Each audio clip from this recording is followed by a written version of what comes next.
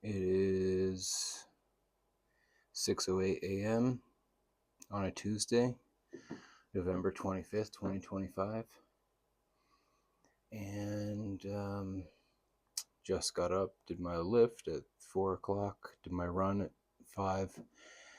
Been able to push into a 3-mile run, which has been nice. I was getting a little bit chunky there. When you start putting on weight and you start regressing, it becomes harder and harder to run. So feels good to get a little bit back into shape, being able to push through these runs a little bit further. So that's good. Down about 10 pounds from my heaviest this fall, so that's good. Keep it moving. I have a goal of hitting 215 by January 1st. Just been like trying to clamp down on everything, especially my diet, just really not letting myself screw up. I fell off a little bit on Saturday after the funeral. We went and buried my grandmother, my mom's mom. We buried her on Saturday, and we went over to my cousin's house after, and I was just like, wanted to eat healthy, and then they brought in, subs and pizza, and I was just so hungry. I was like, crap. And I find that, like, if I can just not break my diet, I can have self-control. But if I eat like one piece of pizza, I'm gonna have 3 pieces of pizza. If I eat one cookie, I'm gonna have 4 cookies.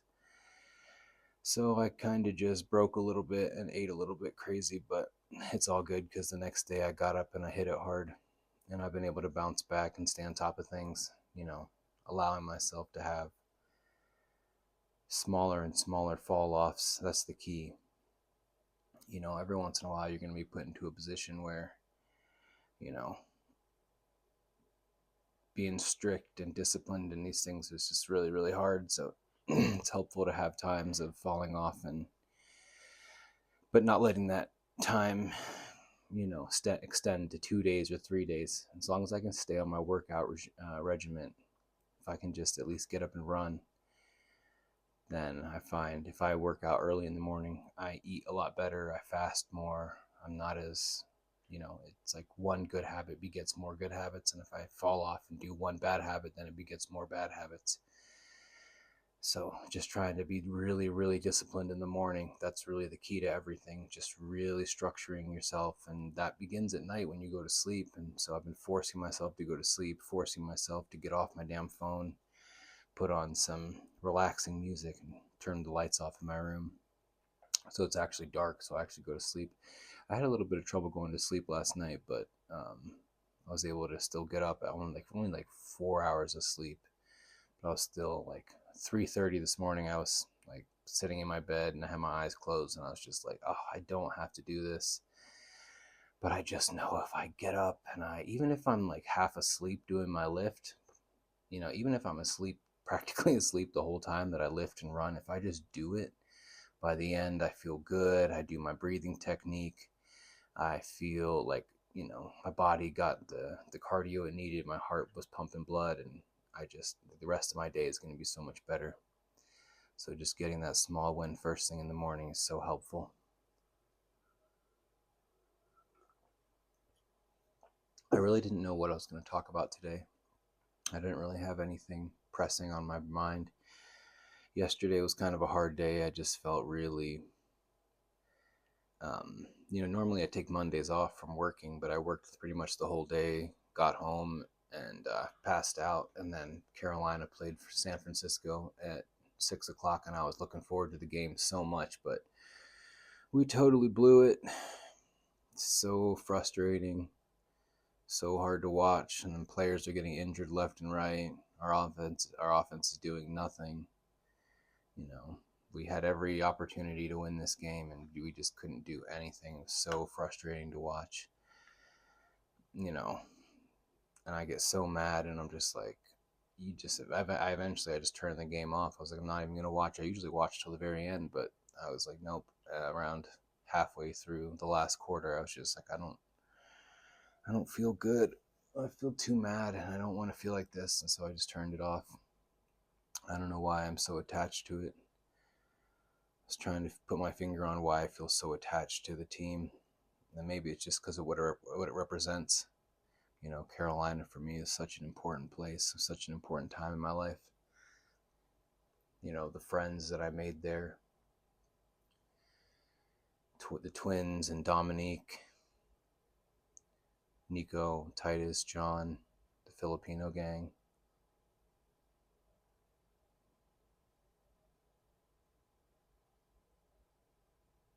You know, and then later Breon, and even though he's from Jersey, it's just like Carolina is such an important place for me. You know, my friends, some of them, you know, who have passed on, like JJ and Frankie, were Panthers fans. I think JJ was.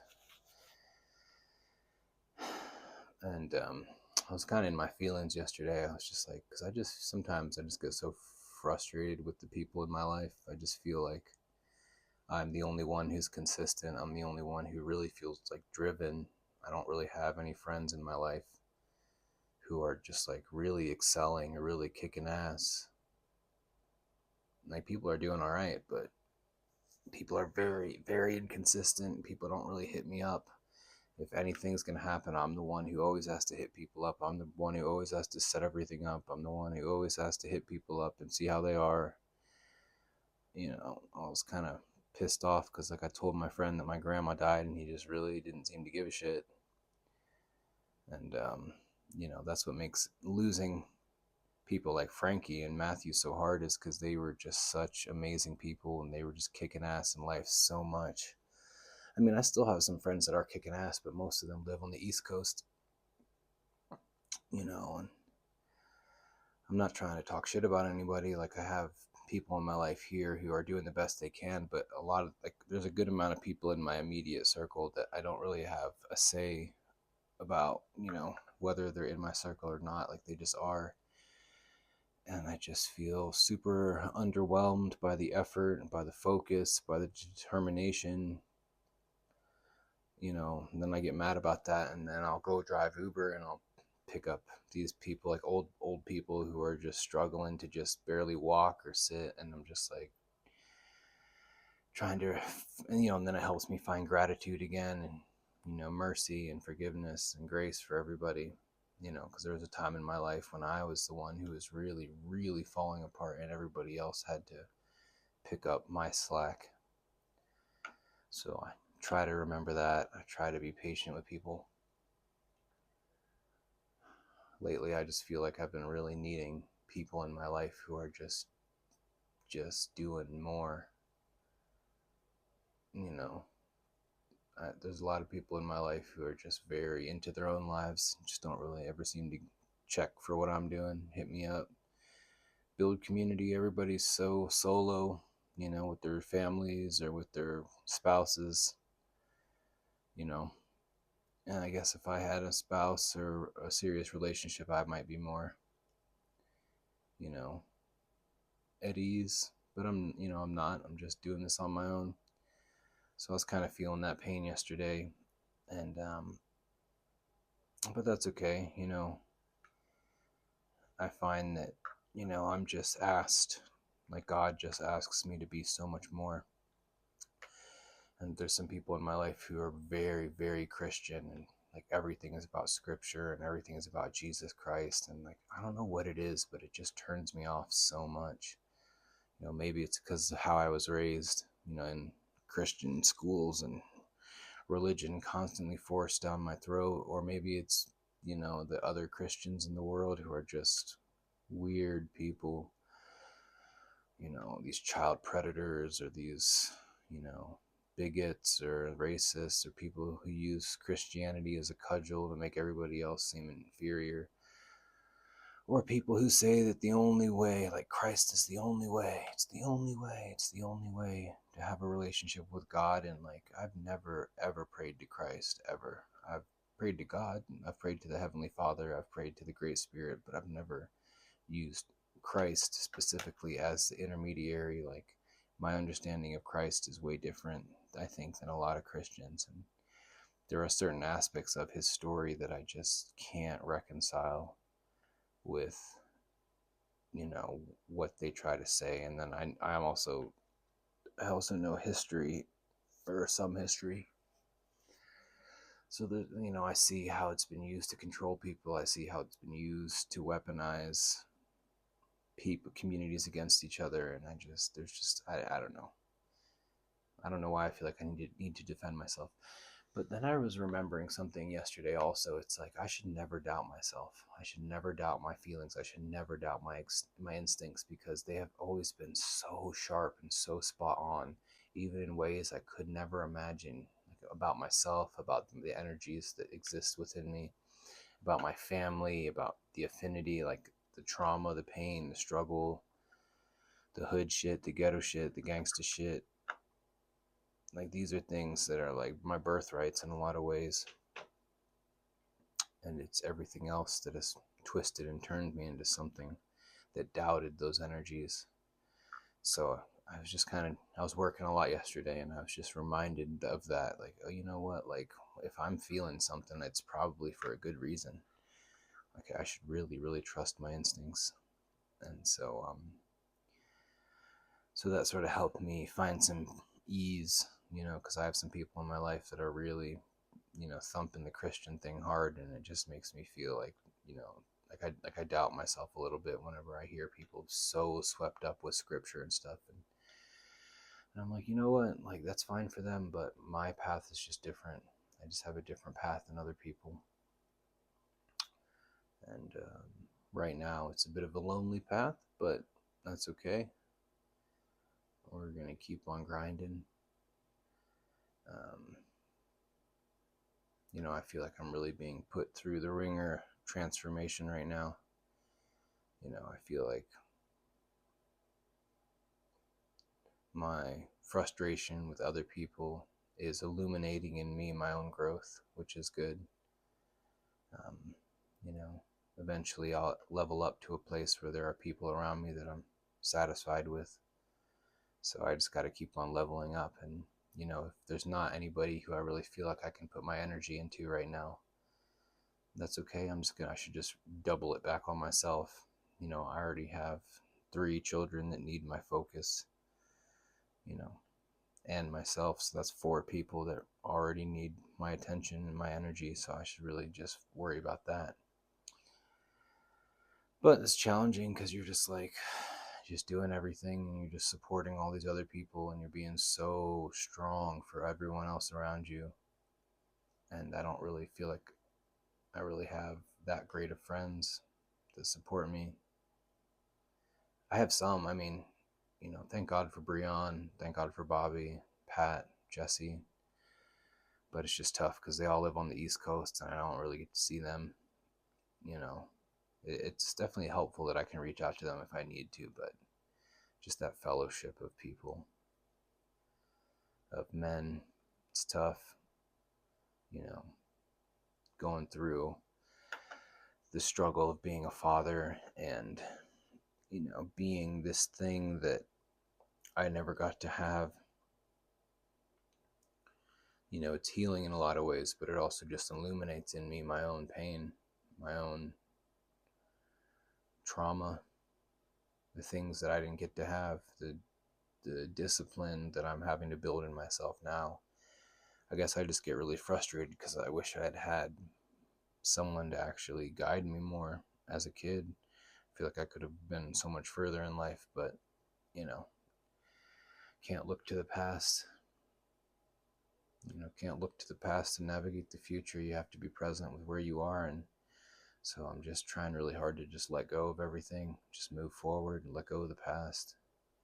It doesn't really serve me except for just to teach me. But it doesn't help to look back and want to change things, or wish I did things differently, or wish that I had made better choices, or I did maybe the best I could with what I had. I don't know if I really believe that. Sometimes I do. Sometimes I really believe it, and sometimes I'm just really frustrated with myself that I wasn't more disciplined. There's things in me that I just keep coming back to, but the material world sucks me out of it at times, and I forget those wisdoms.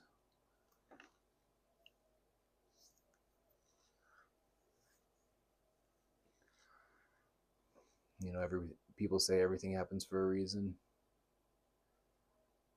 and I kind of believe it. I believe more that like things happen and then we give them the reason. We give things meaning, you know. We are the ones who decide the meaning of things, of the meanings of our own life. There's a huge part of me that just like wants to succeed and wants to achieve and wants to do my best. And then there's a huge part of me that's just like, what's the point? Will it even make me happy? I want my kids to succeed and I want them to be happy and successful and healthy and, you know, I want them to build lives for themselves. So really, I guess, in me trying to do my best, I just want to teach them to do their best. I want them to do better than I did, be more than I have been. And by virtue of me just being here, I think that they will. I really love my people, all my little peoples, my nieces and nephews, my cousins. I'm really blessed to have my Mexican family in my life now. But as much as it is a blessing, it is also a challenge because it's just very emotionally difficult to integrate these really difficult emotions of love and family when I've spent so much of my life just being alone and an outsider and just like fighting, like a lone wolf fighting on my own. I'm working on breaking those walls down. I'm working on being more, and the more I show up, the more I'm actually there with them, the more I feel that connection. Saturday was not fun,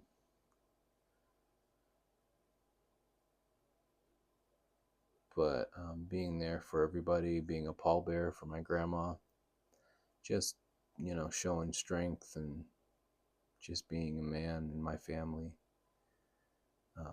It gives me perspective of myself. Like I look and I see the pictures of myself doing these things and carrying the casket, standing there behind, family, holding my little niece and nephew and hugging my mom or my sister, my brother, my cousins. I'm just really grateful to get to be a part of it.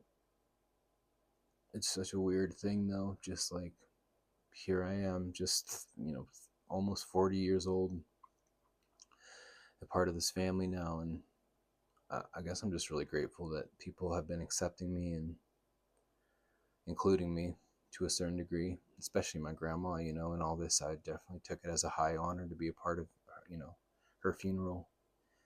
Um, it is, it's just a lot. It's a lot to deal with. Like, you know, every day I'm, cooking, cleaning, teaching my kids, making sure they're on top of schoolwork, hygiene, making sure they're putting forth good effort, not watching bullshit on the TV too much, making sure they're not fighting too much, and then I'm also trying to work, I'm driving Uber, I'm showing up for other people in their lives, being a safe guide for people across the city.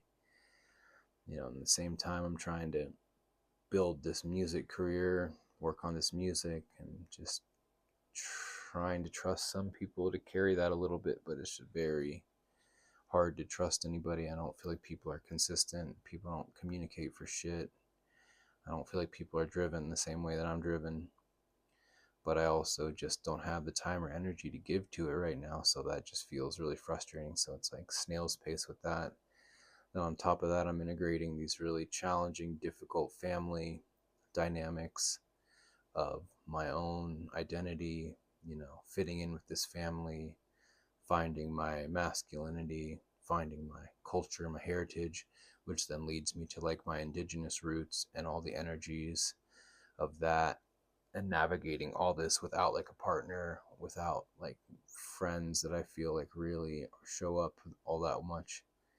Um, Doing all this and then and that's not to even mention all the mystical shit, all the signs from God, all the spiritual things, the dreams, the visions, the animals that come into my life, just all this mystical stuff that's always happening to me. So I just feel like, hot damn, there's so much going on. And it's a lot when you're just doing it on your own, but I guess God is just, chiseling me out of stone, building me into something insanely powerful. Sometimes I'll kind of hang my head and just feel worn down by life, and then I'll just kind of smile and be like, okay, like, I'm happy to be here. Whenever I'm feeling like not good, not successful, or like I haven't accomplished anything, I'll remember to, like, man, I really quit smoking weed this year. That's amazing. You know, I've, you know, haven't been drinking really. Been back on my exercise stuff and been eating a lot healthier. My kids are doing pretty good in school. I'm a little worried about Quinn, but the other girls are doing fine. It's just tough because I don't, and then just like, and then it's like on top of all that, then there's like the society stuff. It's like, do I even give a shit about my kids being good at school? Like, the school system that doesn't teach them anything really all that important or valuable outside of reading and like critical thinking. Forcing them to go through that, and like understanding how much I hated school and how much it wasn't really that important to me.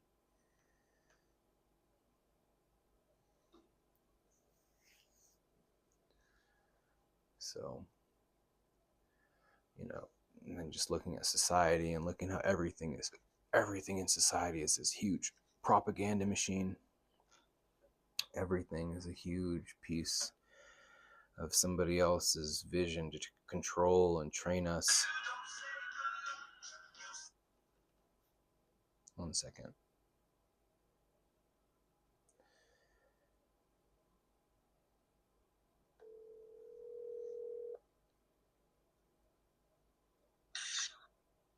Yeah, I'm up. Hey, it's time to get up. All right. Yeah. All right. See you in a bit.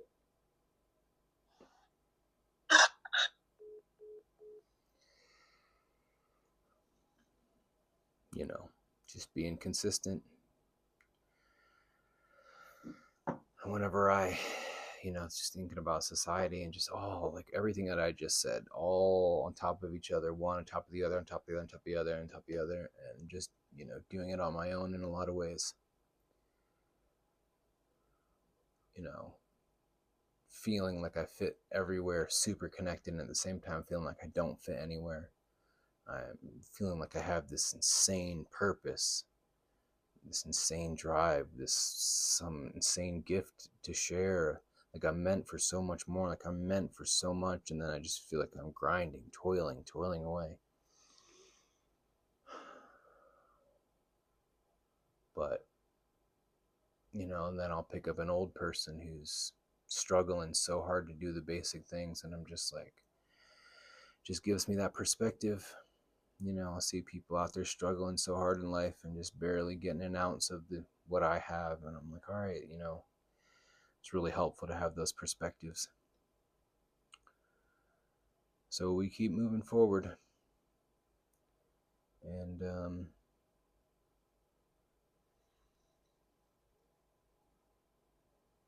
life is this beautiful struggle.